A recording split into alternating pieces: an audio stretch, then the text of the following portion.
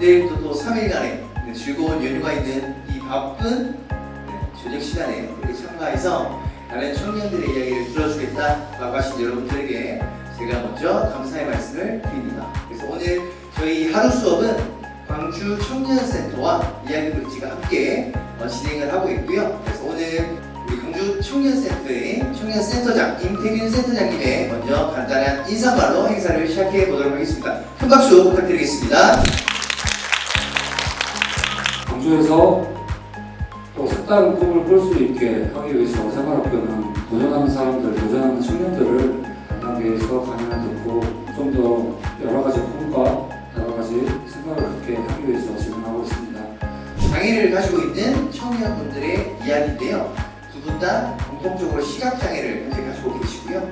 박강찬님께서는 시각장애, 더불어 청각장애도 함께 가지고 있으십니다. 먼저 첫 번째 강연자 박강찬님을 박수로 모셔보도록 하겠습니다. 큰 박수 부탁드리겠습니다.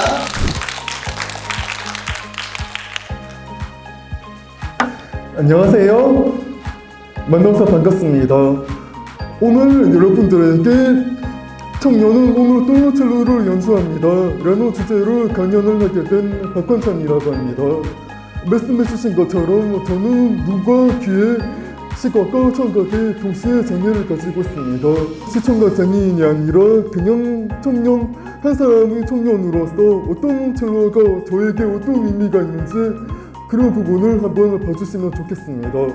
여기 보시는 것처럼 대한민국 장애보지법에서 총 16가지 장애 유형을 규정하고 있습니다. 여러분들이 알고 있는 대부분의 장애 유형이 여기에 다 규정되어 있는데 저처럼 시청각 장애는 따로 규정이 되어 있지 않죠. 제가 소리를 듣지 못하니까 원곡이 어떤 의미인지 어떤 스토리가 담겨 있는지 모르기 때문에 그 리듬을 파악하는 게 정말 쉽지 않은 것 같아요. 진도가 나가는 게 다른 사람들하고 비교하면 느릴 수밖에 없기 때문에 좀 진도가 아쉬운 부분이 있어도 첼로를 할 수 있다는 자체가 너무 좋았습니다. 첼로가 이 지구상에서 존재하고 있는 수많은 악기들 중에서 연주자의 심장에 가장 가까이 닿아 있는 것 같습니다. 제가 연주하는 소리를 제가 본인은 듣지 못해도 저의 심장에 가장 가까이 닿아 있기 때문에 저의 마음과 영혼을 담아서 연주할 수 있게 되는 것 같아요. 그래서 하루를 가지면서 첼로 연습하는 시간을 가장 행복하게 생각하면서 연습했습니다. 너무 어려운 곡이라서 연주 강연에서 연주를 하기 너무 어려울 것 같다고 생각했는데 선생님이 가르쳐주시는 선생님이 이번 강연에서 꼭 한번 해보라고 해서 처음으로 이번 강연을 하게 되는 것 같아요. 다음에는 사냥꾼의 협찬 한번 연주해 보겠습니다.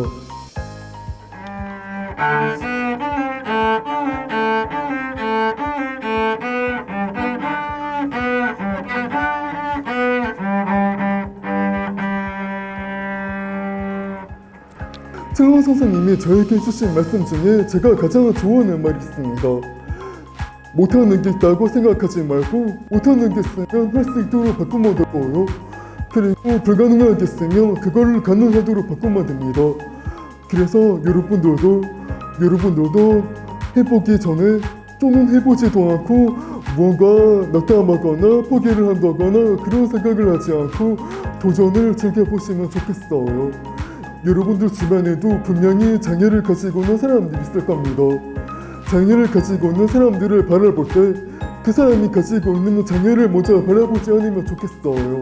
우리 다음 강연자로 오실 우리 송채원 강연자님 같은 경우에는 2021년 대한민국에서 20대를 대상으로 딱 50명에게 수여하는 대한민국 인재상을 수상하셨던 수상자이시기도 하고요.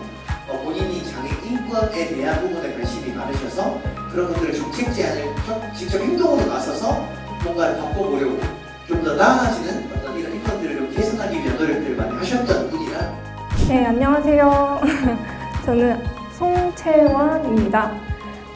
그래서 오늘 제가 여러분들께 40분 동안 말씀드릴 이야기가 저의 자기소개이자 제가 하고 싶은 메시지가 될 것 같습니다. 월드컵 4강이 끝날 무렵에 저는 불행하게도 아파트 4층에서 떨어지는 사고를 겪게 됩니다. 사건 이후로 6개월이라는 시간을 식물인간으로 지냈습니다. 그래서 울지 말고 내 소개를 하려면 어떻게 해야 될까를 고민하다 보니까 장애를 공부를 해야겠다 이런 생각이 들었습니다. 내가 불가능에 도전을 해봤는가? 내가 노력을 해봤는가? 더 할 수 있는 노력이 있는가? 이런 의문이었습니다. 그래서 저는 그 생각이 들자마자 바로 짐을 싸가지고 휠체어를 타고 노르웨이에 갔습니다. 저는 시각장애인이니까 휠체어를 한 번도 타본 적이 없었는데요. 그 한 달 동안 휠체어에서 안 내렸어요. 그래서 제가 갔는데 제가 못하는 게 없는 거예요. 저는 그래서 한국으로 돌아오자마자 노르웨이 대사와 또 오슬로 시청 공무원과 얘기를 했던 한국형 베리어프리 벤치마킹 정책을 서울에 적용시키려고 했습니다. 그것도 하고 또 사무실에서 돌아와서 장애인과 관련된 조례를 싹 다 갈아엎기 시작했습니다. 눈에 보이는 걸 다 조례를 개정하고 새로 제정하고 그렇게 하기 시작했어요.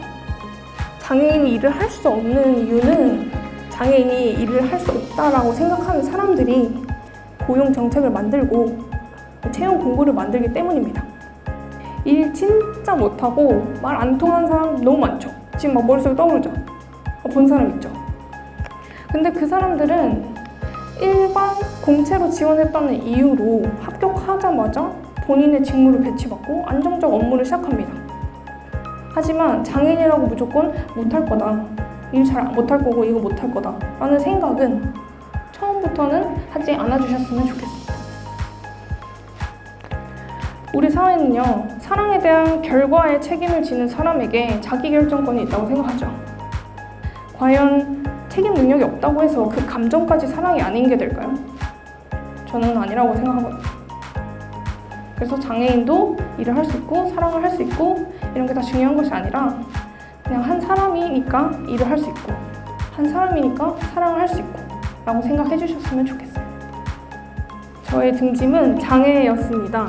하지만 지금은 짐이 아니고 달팽이의 집처럼 기대에 쉴 수도 있고 들어가서 울 수도 있고 또 동기부여를 받아서 열심히 도전을 할 수도 있는 저의 친구가 되었어요. 여러분들도 오늘 이 시간을 빌어서 나의 등짐이 뭔지 한번 생각해 보시고 이 짐을 내가 어떻게 재정리를 해서 같이 사랑할 수 있을까 생각해 보시는 시간을 가지셨으면 좋겠습니다. 네, 긴 시간 들어주셔서 감사합니다. 감사합니다.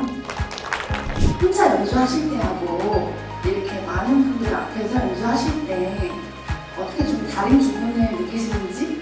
혼자 연주를 할 때는 그냥 편하게 연주를 하는 것 같은데 사람들 앞에서 연주할 때는 또 느낌이 다른 것 같긴 해요. 제가 연주를 할 때 박수를 치는지 노래를 따라 부르는지 그걸 제가 보고 듣지 못하니까 그 부분이 늘 아쉽기도 하고 그래도 여러분들이 반응 잘 보여주고 계실 거라고 그런 나름대로 상상을 해봐서 연습하게 되는 것 같아요. 따라서 베리어프리의 가장 최종적인 목표는 모든 인간의 생리주기를 반영한 그 유니버설 디자인 결국 그 목표가 되어야라고 생각하는데 혹시 이거 관련해서 강연자님은 어떤 생각을 가지고 계시는지 궁금합니다.